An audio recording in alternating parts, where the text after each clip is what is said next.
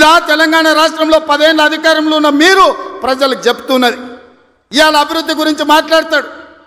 75 ఏళ్ళనే నా కొడంగల్ ఎప్పుడో 1960లో మా పెద్దలు గురునాథ్ రెడ్డి గారి వేదం మీద ఉన్నారు. 6 సార్లు ఎమ్మెల్యే అయ్యాడు. ఎందుకో ఒక్కసారి కూడా వారిని మంత్రిని చేయలే గత ప్రభుత్వాలు. అచ్యుతారెడ్డి అని ఎప్పుడో 60లో ఒక్కసారి కొద్ది రోజులు మంత్రి అయ్యాడు. స్వతంత్రం వచ్చినప్పటి నుంచి ఈ రోజు వరకు మా కొడంగల్ నియోజకవర్గం మీద ఎవరు దయ చూపించలే, ఆ ప్రాంతం నుంచి ఎవరు మంత్రి కాలే.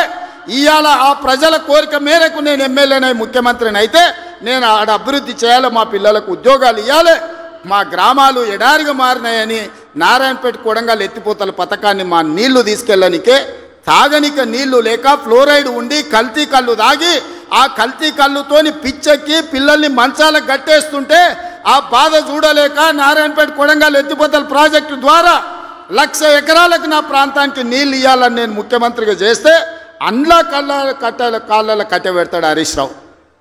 ఇదే కాదు, ఇవాళ నేను 1,000-1,200 ఎకరాలు ఆడ భూసేకరణ చేసి తొండలు గుడ్లు పెట్టని భూములను ఇవాళ ఏదైనా ఏజో పారిశ్రామిక వాడ తీసుకొచ్చి పరిశ్రమలు తెస్తే మా పిల్లలకు ఉద్యోగాలు వస్తాయి, నా ప్రాంతం అభివృద్ధి జరుగుతుంది. నేను ముఖ్యమంత్రి అయినా కాబట్టి వాళ్ళకి కృతజ్ఞత తెలుపుకోవాలని నేను ప్రయత్నం చేస్తే కొంతమంది రౌడీ మూకల్ని తయారు చేసి పైసలు ఇచ్చి కలెక్టర్ని ఆర్టీఓని అధికారులందరినీ ఇష్టం వచ్చినట్టు కొట్టిరు. కొట్టి ఇప్పుడు మా మీద కేసు ఎట్లా పెడతారు అంటారు.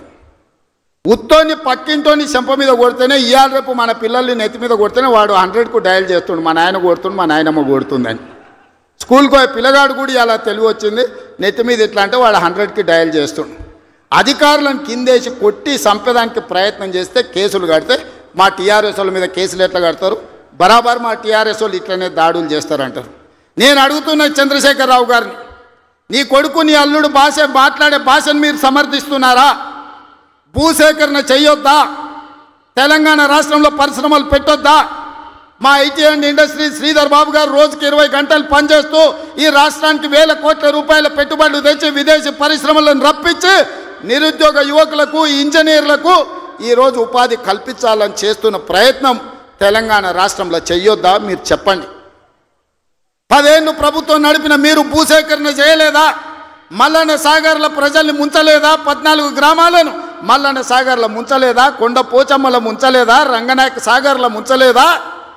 ఫార్మా సిటీ అని ఎయిర్పోర్ట్ కూతబెట్టి దూరంలో 14,000 ఎకరాల భూములు సేకరించలేదా?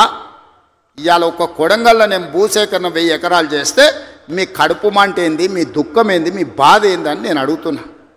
ఇదా న్యాయం? ఇదా ప్రభుత్వాన్ని నడిపినోడు మాట్లాడేది? ఈ విధానం ఉంటే రాష్ట్రం అభివృద్ధి చెందుతుందా? నేను అడుగుతున్న ఈ వేదిక మీద నుంచి తెలంగాణ రాష్ట్ర రైతాంగాన్ని, ఎవరో ఒకరు భూమి కోల్పోవాల్సిందే.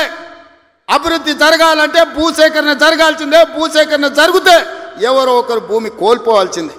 ఎవరు ఇష్టంగా భూమి ఇవ్వరు. కానీ బాధలో ఉన్న రైతుకు నష్టపరిహారం అత్యధికంగా ఇవ్వడం ద్వారా ఆ రైతును మనము ఆదుకోవాలి. ఇవాళ ఎక్కడైతే భూసేకరణ జరుగుతుందో భూసేకరణ చట్ట ప్రకారం వాళ్ళకి ఎక్కువ ఇవ్వలేకపోతున్నాం. నేను చీఫ్ సెక్రటరీ కలెక్టర్లకు ఆదేశాలు ఇచ్చిన, ఆ ప్రాంతాలలో భూముల విలువ 3 అంతలు పెంచండి. అప్పుడు వాళ్ళ భూమికి ఊర్లో 10 లక్షలు ఇస్తే మనం 30 లక్షల నష్టపరిహారం ఇస్తే ఆ రైతు సంతోషంగా ముందుకొచ్చి భూమి ఇస్తాడు. శాశ్వత అభివృద్ధి కోసం రాష్ట్ర పునర్నిర్మాణంలో త్యాగం చేస్తున్న భూ యజమానులను, వాళ్ళు దళితులు, గిరిజనులు, బలహీన వర్గాల వాళ్ళు ఉంటారు. చిన్న చిన్న భూములు ఉంటాయి, కుటుంబంలో 5-6 మంది ఉంటారు. వాడు అసూటనో ఇసూటనో పోయి భూమి కొనుక్కోవాలంటే నష్టపరిహారం అత్యధికంగా ఇవ్వాలని చట్టాన్ని సవరించమని వాళ్ళు నేను ఆదేశాలు ఇచ్చిన. నేను అడుగుతున్న మిత్రులారా, నల్లమల అడవుల్లో నుంచి ఒక గ్రామీణ ప్రాంతంలో వ్యవసాయ కుటుంబం, ఒక రైతు బిడ్డగా జిల్లా పరిషత్ మెంబర్ నుంచి ముఖ్యమంత్రికి వచ్చిన, నాకు తెలియవా కష్టాలు? భూమితో ఉన్న సెంటిమెంట్ నాకు తెలియదా? భూమే మన ఆత్మగౌరవం అనే సంగతి నాకు తెలియదా? గ్రామంలో మన గుర్తింపు, మన గౌరవం, మన ఆత్మగౌరవం, ఊరిలో మనకున్న భూమి, మనం చేసే వ్యవసాయము. ఎన్నెట్లో నాగలి కడతాడు అని అంటే వెనకటికి పిల్లనిచ్చేటోళ్ళు, 20 జతలు ఎట్లు నాగలి కడతాడు అని అంటే వాళ్ళు ఇటుకి పిల్లనిచ్చేటోళ్ళు. భూమి లేనోడికి పిల్లని ఇవ్వాలంటే 10 సార్లు ఆలోచన చేసేటోళ్ళు. అట్లాంటి భూమి తల్లిదండ్రులతో సమానం అనుకునే ఈ సమాజంలో భూమి కోల్పోతున్న వాళ్ళను హక్కున చేర్చుకొని అత్యధికంగా నష్టపరిహారం ఇవ్వాలని నూతన విధానాన్ని ఇవాళ నా ప్రభుత్వం తీసుకొచ్చింది. నా మంత్రివర్గ సహచరులు మీరు ధైర్యంగా ముందుకు వెళ్ళండి అని చెప్తున్నారు. నష్టపరిహారం అత్యధికంగా మేము ఇచ్చి భూమి తెచ్చి పరిశ్రమలు నెలకొల్పి